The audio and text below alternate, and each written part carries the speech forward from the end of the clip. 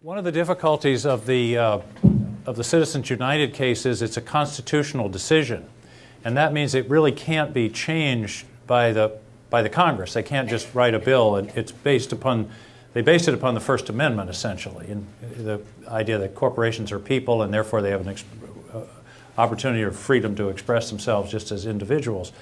That makes it much harder to fix. There is one loophole, if you will, that the decision explicitly left open, and that is disclosure. Believe it or not, Clarence Thomas wrote a concurring opinion where he said there shouldn't even be disclosure, which I found sort of breathtaking.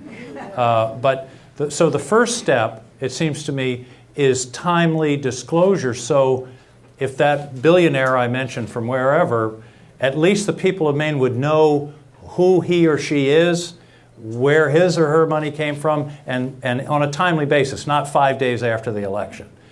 So I think that's a step that can be made immediately.